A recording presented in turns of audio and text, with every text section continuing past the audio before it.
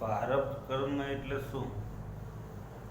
પ્રારબ્ધ કર્મ એટલે સંચિત કર્મમાં જે જમા થયેલા હોય, હેઠળ થયેલા હોય અનાદિકાલથી, તેને પ્રારબ્ધ કર્મ કહેવાય.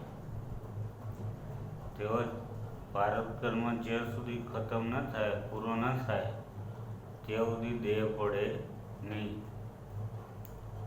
ને જે આપણે માનો કે દાખલા તરીકે કોઈને લકવો થયો હોય, 10 વર્ષ ખાટલામાં પડ્યો હોય, હે ભગવાન હવે મારું પાની કાઢ,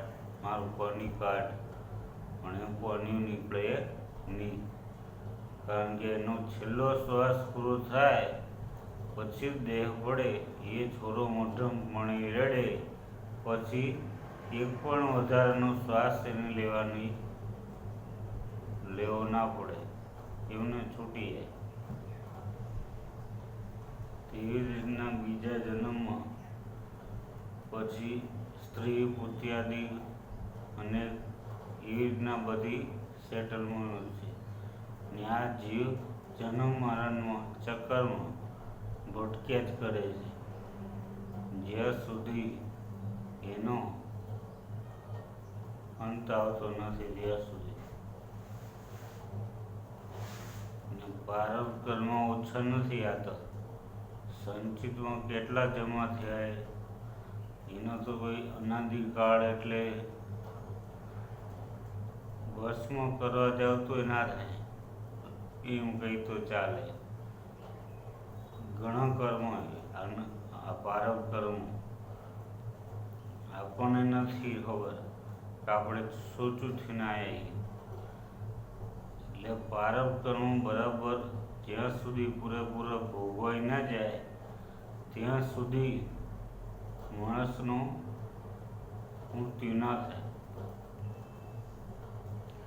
ને પ્રારબ્ધ કર્મ જે રીતે દેહ ધારણ કર્યો હોય, કોકને અમીરના ત્યાં જન્મ મળ્યો હોય, કોકને ઝૂંપડપટ્ટીમાં મળ્યો હોય, બેમાં ફરક હોય ને. કર્મને આધીન છે આપણે,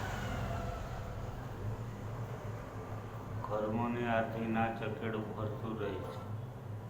આખું સંસારનું આ પૃથ્વી ગોળ છે, પૃથ્વી એટલી જ છે. ને આ સૂર્ય છે એ ડબલ, સૂર્ય ડબલ. તેથી જો આ ઉભામાં એની ઓલી ના કરતો હોય તો આપણે કોઈ કર્મ કરવામાં કેમ ઓલું કરી શકીએ?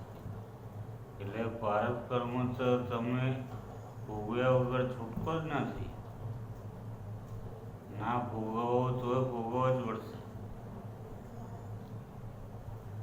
ને તમારે હોસ્પિટલમાં દાખલ નહીં થવું હોય તો એ કંઈક થવું જ પડશે. આપણને એમ થાય હું બીમાર કેવું પડી જાઉં, પણ એ પડી જવાય એવું હોય. કારણ કે આપણને ખબર નથી કેટલા કર્મ હોય પ્રારબ્ધ કર્મ. હવે જ્યાં સુધી પૂરો ના થાય ત્યાં સુધી તો એનો અંત આવનારો નથી.